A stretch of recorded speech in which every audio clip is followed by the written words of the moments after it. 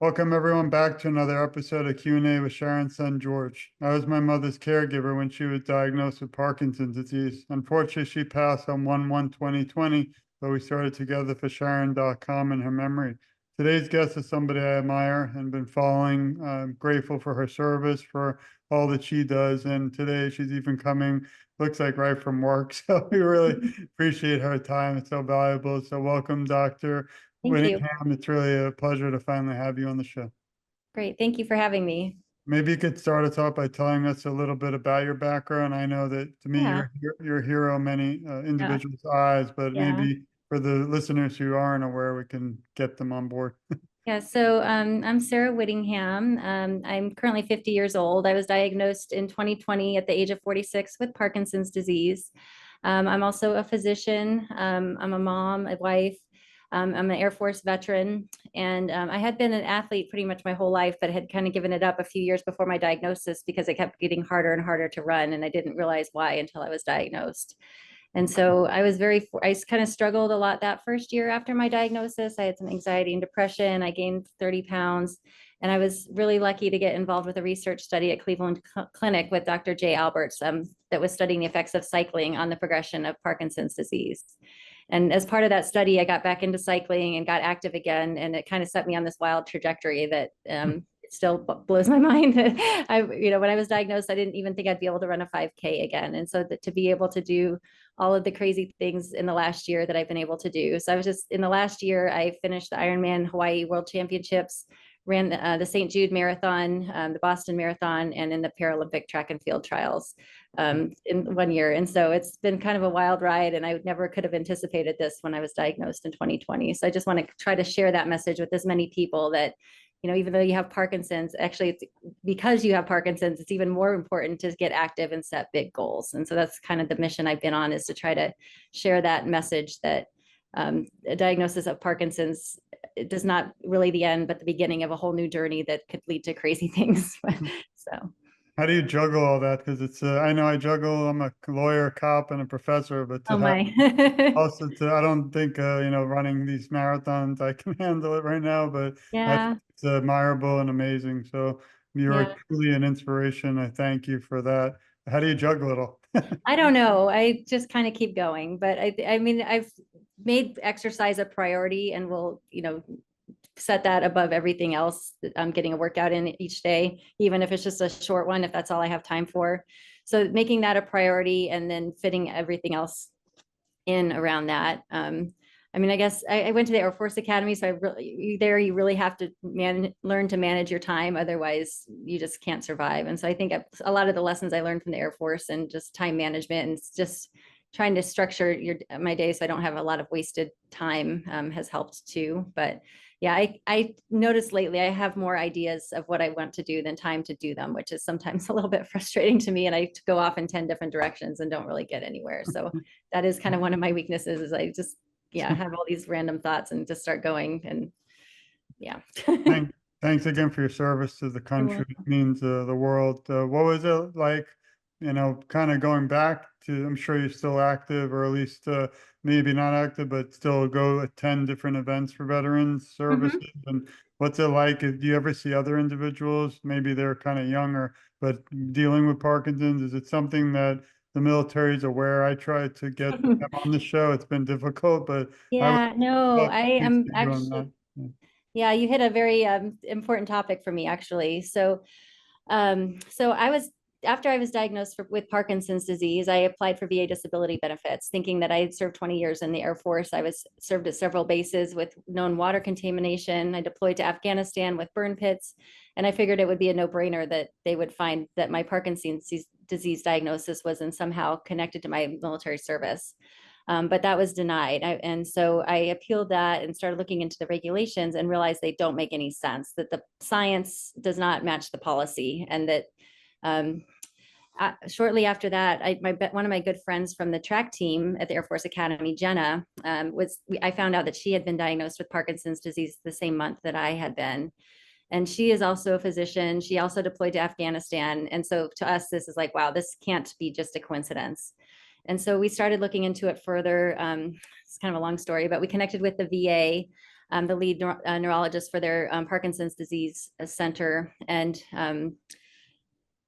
started to learn more about it. I submitted a Freedom of Information Act request and found that there are over 5,000 post 9/11 veterans who've been applied for VA disability benefits for Parkinson's, which is pretty shocking because that means that it's probably about 8 times more common for our age demographic than the rest of the population, and yet we're being denied access to benefits. So I've been very active in trying to spread the word about this. I was actually invited to speak at the national conference for VA neurologists who take care of Parkinson's patients last week. And having worked in the VA system as a medical student and as a resident and as a staff physician, I realized that I didn't know anything about how the VA disability system worked until I actually was a patient in it. And so I assumed that these neurologists were the same way, and that was exactly the case. They were appalled. All of these Parkinson's doctors for the VA were appalled that it's not automatically covered for us. And so I feel like I've gotten the ball rolling with some of that, although they don't have the power to change the policy. And so I'm super fortunate that have been able to connect with my congressman and his military team. They're going to start working on trying to see if there's a way that they can amend the PACT Act to include presumptive service connection for veterans with Parkinson's disease. In addition, working through the Veterans Benefits Administration, which is completely separate from these doctors and the Veterans Health Administration. So yeah, I know that's a lot in a short period of time. But it's really been rewarding. I told my story to this room full of VA neurologists last week in Philadelphia, and I received a very long, heartfelt standing ovation, and they were all in tears after hearing my story and my journey. And I really feel like the VA doctors care for us, the veterans, and want to help us. But they aren't trained in what the policy is, and weren't even aware that all the rest of us even exist because they don't see us as patients because we don't have access to them. So I think I have found some new partners to help advocate for me with me to try to help figure out a way because sorry, I'm kind of all over the place, but it looks like the thought is that trichloroethylene is the main culprit for veterans, and it was the case at Camp Lejeune.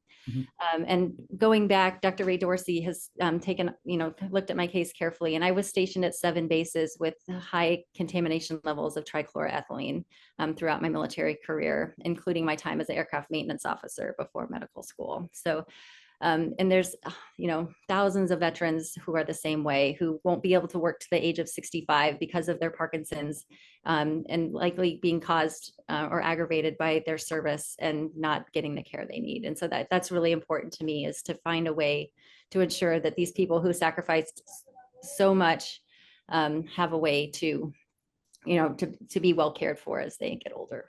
How could everyone listening also support you in this journey? Do you think if they reach out to their local politicians, that would help? Absolutely. I will be updating on my website my progress. I'm going to try to have a phone call next week with my congressional staffer, and then also I'm hoping that there's another congressman who recently left Congress after 11 years, who actually is coming over to our house for dinner for a totally unrelated reason, that I hope to pick his brain on this and see if he has some ideas on how to proceed. And he also happens to be a veteran. So I'm really hoping that I can use some of these connections that I've been able to establish, because I mean, the support is universal. It's just a matter of trying to figure out how to make it happen, because it's just the policy makes no sense at all.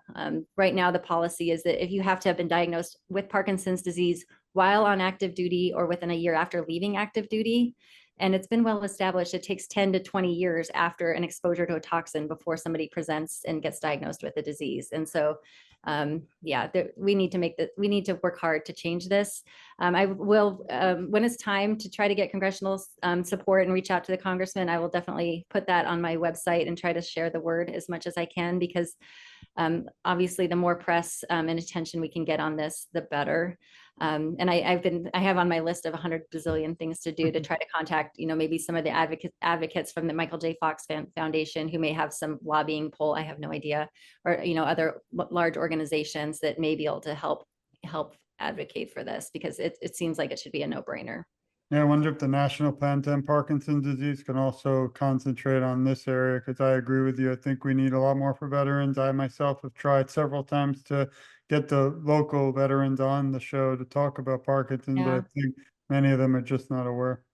Right. And so many of them have hired attorneys to try to fight this. And I mean, some of them have gotten service connection approved, but a veteran shouldn't have to Right. hire an attorney for this and spend their own money and fight for something that, you know, seems so obvious to so many people, including the neurologists who work Yeah. at the VA. Yeah, well, Dr. Dorsey is amazing. He came on the show, and I do want Yeah, to shift a little bit. I want to share this amazing resource, which is your website, with everyone. Please go to parkinsonz.org. Please support the doctor. And she just mentioned she'll be also providing updates there on any potential help that everyone might need or she might need in this fight to find more ground, more awareness for veterans. And again, I think, like I said earlier, that you inspire so many. There's many veterans that don't have a voice, and together, I think we can raise much more awareness out there. Maybe you could absolutely. talk a little bit about your website, and I'll scroll a little. Uh, Yeah, no, I put this together more as a resource for people to find information from other people with Parkinson's. I feel like I've gotten more during my journey by talking and meeting other people with Parkinson's and kind of sharing what our struggles are and what we've done to manage that. And a lot of it's been through Facebook groups. My favorite is the Parkinson's Fight Club. I've learned so much and been so inspired by them. But if somebody new to Parkinson's were trying to navigate through all of that, of all the helpful tips and hints and, you know, how all of these helpful inspiring things, it would be overwhelming. So I wanted to put a lot of the content that's there into a way that's accessible.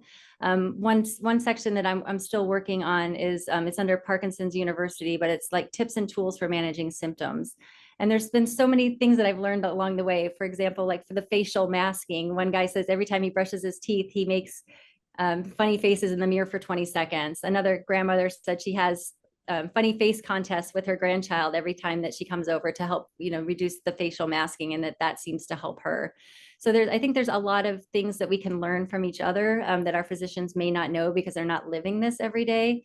And I found that so many of the things that have helped me have been things I've learned from other people who've been at this for much longer than I have. And so, as you can see, there's still some sections I haven't written yet, but I intend to when I get to it. But um, yeah, so uh, that's kind of where I am with I that. love the information that you're providing, like the introductory, but also I've learned so much, unfortunately, after my mother passed about exercise that I wish we had known. So everyone, again, please go to parkinsonz.org, but also the PD symptoms, the research, financial considerations. It's all very important. So please subscribe too. I know I did, and it's important to, I love that we're on live, so we'll be subscribing as we talk. Thank you. But I it's love very, it. yeah, I want everyone to have this. You should have 20 million followers. Hopefully, Yeah, kind of I think I'm up curious. to 24. That'd be amazing. No, but like I said, it's still very much a work in progress. But I think, you know, trying to find ways to share information in a way that's fun and positive. The doom and gloom has no role in our lives, and it's not at all helpful. And so, there's a physician on TikTok who makes funny videos about all of the crazy things that we have to deal with as physicians, and kind of gave me the idea to kind of maybe try to start making some funny TikTok videos, which I really haven't done yet, but like just a various scenarios with Parkinson's that make people laugh, maybe a little bit about different exercises you can try to make it fun for people. And like I said, this is one of the many ideas I have that I don't really have time for yet, but I was talking to some other people when I was at my Parkinson's Community Center earlier today about trying to help me with that, which I think could be a lot of fun for all of us. So And how can everyone reach you on social media like TikTok? What's your yeah, so I am still like I think I posted 2 videos on TikTok and they're not very good yet, so we probably don't want to look at those yet. But on Facebook, if you just search for my name, Sara Whittingham, I'm the one with the picture with the American flag behind me. Um, for Right. like from it's at the top of the I website. just found you. I just followed you on TikTok. Oh So yeah. no, So no yeah, I pressure. only made two videos, and one of them was saying that my daughters were saying that a TikTok video has to be funny and entertaining, and I am just not a funny person, so you're kind of stuck with that. But um, I'm hoping that I can find some funny friends to help me make those entertaining. I appreciate that. And then I also want to share, I mean, I don't know if you're sad because Hoda is now retiring, but I noticed you've been on the Yeah, show. I'm a big Kathy Lee fan, but it's a yeah, beautiful thing to see. You know, I love when the media, national attention joins in. Unfortunately, lately it seems like there is a lot more national attention due to the progression. You know, just the other week, Brett Favre came out to talk yes, about it. The week before, Ryan Reynolds and his father, yeah, then the whole debate in the world with the president. So whether he had yeah, or not, just important that now at least people are talking and the national plan passing. But I did want yeah, to that's huge. share a few. What was this moment like being on the Today Show? Yeah, so that was kind of surreal. I that was arranged by the Cleveland Clinic communications team. And when they asked me if I would be interested, I said, yeah, but like I didn't really think my story was that interesting. But it was great. The photographer, the video crew from NBC spent 2 days with me filming all of this for this like super 5 minute clip, which I was like, wow, they filmed probably like, 50 times that much to make this clip. But going to New York was amazing. Hoda was so energetic and positive, and yeah, Jenna, yeah, they were both awesome. I wish I could have had longer to talk to Jenna because she was just amazing person, and she after we watched this video, I was crying and I had to answer all these questions. I'm like, great, this is going to be my big debut on national TV. I'm going to be bawling my eyes out because I had to watch this video first. So, but I held it together mostly. And yeah, it was just a fun, great experience. And I hope that I just brought to attention how powerful exercise is, because I mean, as a physician, I had no idea how important it was until I went through Dr. Albert's study. I went to medical school 20 years ago, and that was exercise was not even anything that was mentioned or thought or hypothesized that could help. And so I had this picture of my life being this steady downhill trajectory when I was diagnosed, which, led to depression and everything else. When in reality, if I could have seen somebody like me sooner, it could have helped get me on a better track faster. So I just want to try to raise awareness with as many people that exercise is incredibly, incredibly powerful. Um, one other point on that is that I had the opportunity to meet Rhonda Fowles. I don't know if you've had her on your show or if you know of Rhonda, but I ran the Boston Marathon in April, and there was a coordination impaired division for the first time. And so there were 6 of us with Parkinson's who ran and finished the Boston Marathon. And I had the opportunity to meet Rhonda, who is the most incredible person I think I've ever met. She was diagnosed with Parkinson's disease in 1999. And she tells the story better than I do, but the first 10 years, she felt sorry for herself. She gained 100 pounds. She was actually in a wheelchair, and she ended up getting a deep brain stimulator. Her son encouraged her to start walking. And now in 2024, as of 2024, she's run over 100 marathons and is still going. So to see somebody 25 years after their diagnosis who's found a way to stay active through all of this is just was incredibly inspiring to me. I kind of think I was looking at last year's my last hurrah. This is my, I'm in great shape now. I can probably pull off all this stuff, but then it's probably gonna be downhill. But then I see Rhonda and I'm like, okay, I need to keep going for another 20 years and kind of so just meeting her was incredible. And I think the more people with Parkinson's can interact with each other and bring each other up is incredibly, incredibly powerful, and something that we need to try to encourage as much as we can.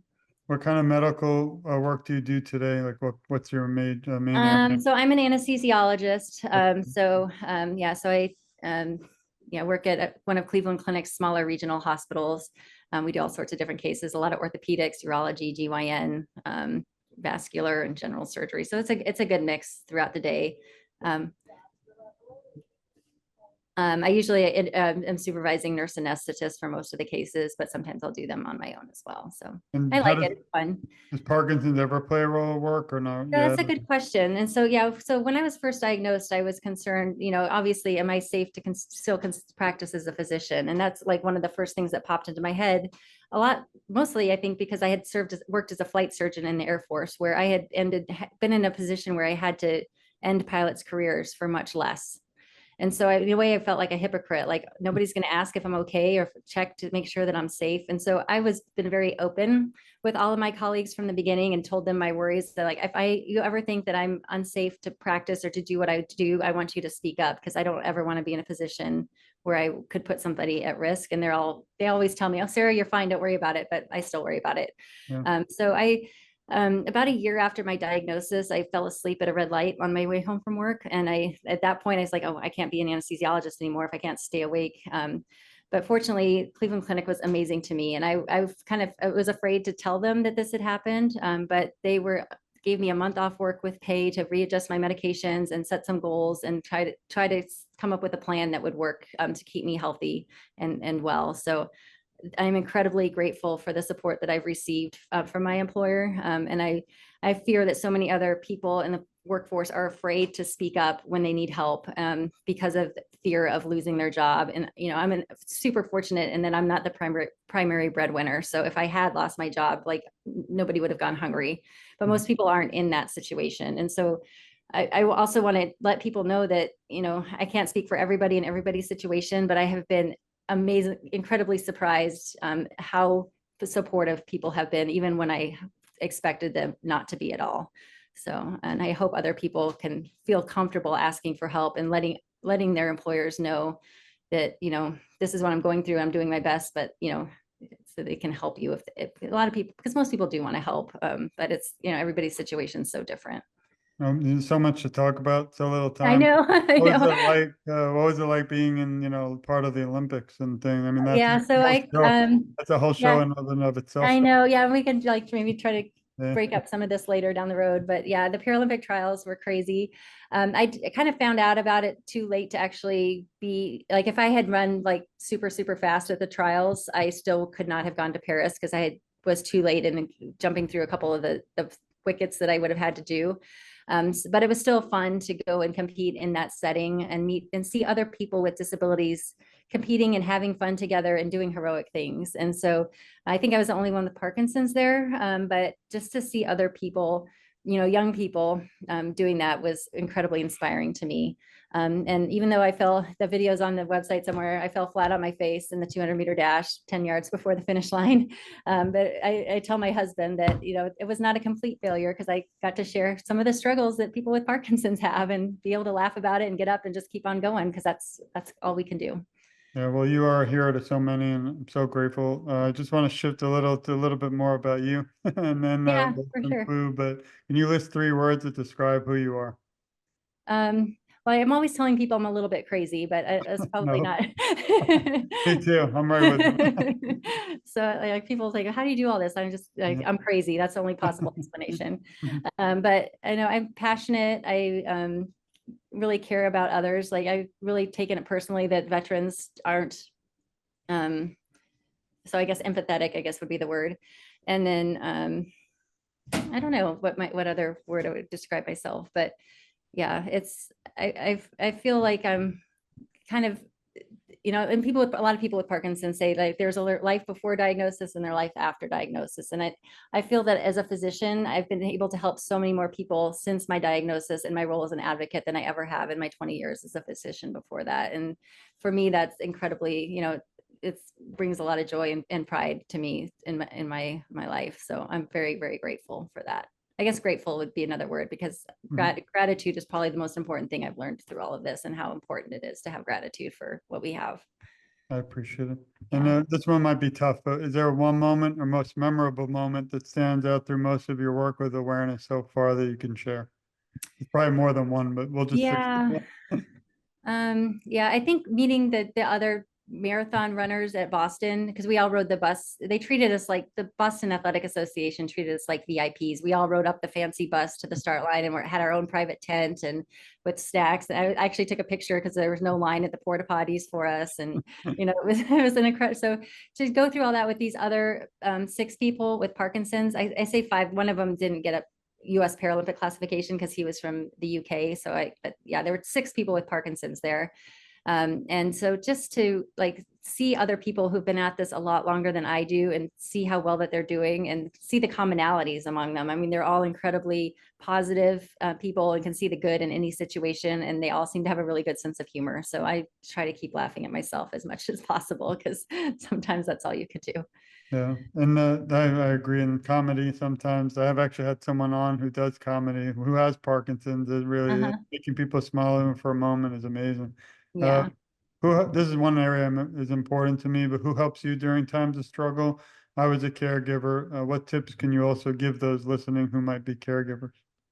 Yeah. So yeah, that one's a tough one for me because I'm pretty self-sufficient. I do have a husband, but I mean he's a university president. He's actually president of Neomed and a lot of what I've done. So he's very busy, but I mean he's been very supportive in helping me to raise awareness and help with my advocacy.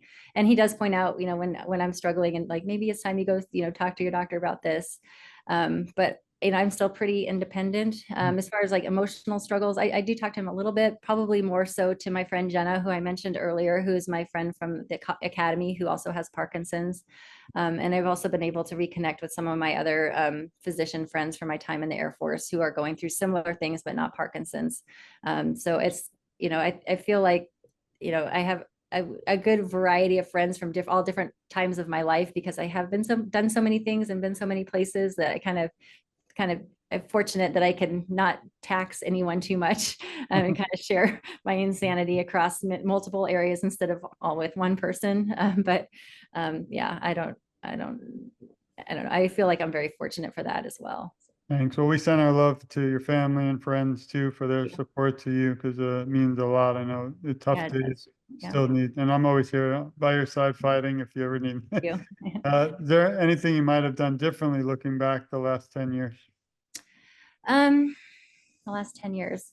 I don't know that I think I mean, that first year after diagnosis, I think it was still important for me to take the time to grieve for my future and kind of process that. I don't think anybody's going to get Parkinson's and all of a sudden be gung ho, I'm going to go start exercising tomorrow. Right. So I don't know that I would change that. I mean, it would have been good had I started exercising earlier and all of that, but I feel like I needed that time. So I think some people say I wish I would have exercised earlier. I was lucky that it was within a year of my diagnosis that I really got back into it. But even so, I think it's important for people to be gracious with themselves and take the time to realize what this means for their future and set some goals going forward.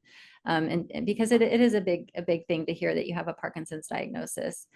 Um, Things that I would change. I I I work 3 to 4 days a week. I'm working on trying to maybe cut that back a little bit just so that I can have more time and energy. And that's something that I'm currently trying to change to try to cut back to 3 days a week instead of 4 days a week, which gives me more time and energy to exercise and do some of the advocacy work that I want and have the energy to be at my best when I am doing those things and when I'm at work. So my employer has been super supportive with that. And so I'm very fortunate for that as well. Uh, Thank you. And I'm glad that they're supportive. For others, we'll Yeah. have to call them out on here and make sure they are supportive for you. Next area is who is your hero or inspiration? Um, so I have a few heroes, like Parkinson's heroes. So I mentioned Rhonda Fowles already. She's incredible. About a month, or it was probably more like 3 months after my diagnosis, I was fortunate to meet Karen Jaffe, Dr. Karen Jaffe, who is an OBGYN doctor in Cleveland. And she was diagnosed with Parkinson's disease about 10 years before I had been. And so for me to see her and how amazing she looked 10 years after her diagnosis and all the amazing things that she had accomplished through advocacy kind of helped me make me realize that, okay, something positive can happen from this because Karen had done so many positive things. She and her husband both. Her husband Mark is incredible as well.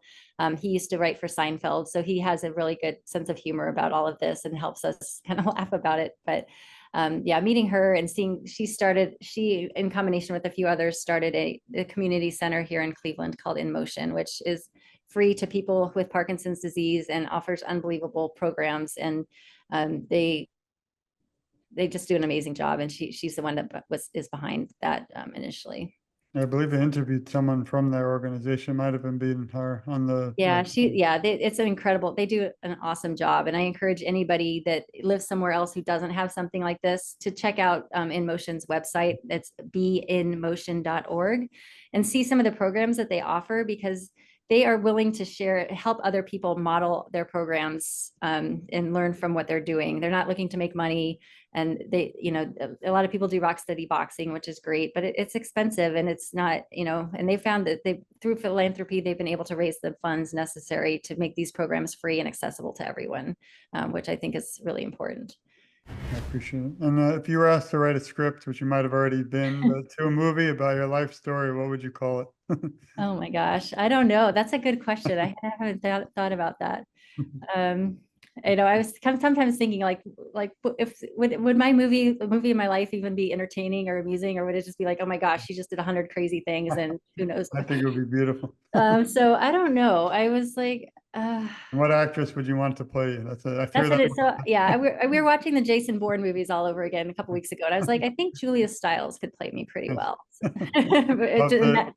If you're listening, Julia, please reach out to the doctor. We need it. yeah, no, I was when we were watching those movies, I was like, she's got a lot of my like common like drive and determination, but stoicism with a little bit of an introvert, like at least her character in the movies did. But yeah, so Thank you. And final question, but before I do that, please, again, everyone go to parkinsonz.org. Please support the doctor, follow her. I mean, she's accomplished things some don't accomplish in a lifetime. You've accomplished 20 of them, and I appreciate it because I'm somewhat very similar to you, and we'll have to have that conversation yeah. in the future. But if you could leave the Parkinson's community today with some words of encouragement, what would they be? My biggest words of encouragement were are find a way to make the negative irrelevant, and focus on the positive. Learn to find gratitude every day. And I think my favorite Michael J. Fox quote that I quote all the time is that gratitude makes optimism sustainable. And there's always something to find to be grateful for, whether it's that we live in a free country, that, I have amazing friends and family, that I get to get outside and breathe the fresh air. There's always focus your energy on those things rather than on the negative, because the negative is just a waste of time and energy and not going to help you at all. So that would be my biggest word of wisdom. I appreciate it, and those are beautiful. And hopefully everyone listening can also support you. I have a little message for you and everyone listening. We love you. We support you. We care a lot about you, and you're never alone. I, along with the amazing doctor, will advocate for you. And together, I feel our voices are so much stronger. And I always joke around and say, I'm just getting started, because I've been doing this for a few years, but every time I kind of feel myself to give up, I myself had 5 back surgeries. It didn't Oh work. my. But I Yeah. look at your journey and your inspiration and your story, and you make me want to jump right back up and keep fighting. So I'm so grateful for your friendship and your time today. It Yeah. means the world to me and so many others. And we'll be right by your side until there's a cure. So I just want to Well, thank you again. thank you so much for your support and advocacy for those of us with Parkinson's, and for all that you did for your mom. No, I appreciate it. And I want to thank you and everyone listening. Please share this. Please support the amazing doctor. I always say this conversation, even though it's just today, can never end till we find a cure. So please share it. And there's so much more to come. This has been another episode of Q&A with Sharon's son, George. I want to thank you again, doctor, and thank you everyone for listening. We send Thank out a you lot very of much. support. Thanks. Thanks, George. I appreciate it.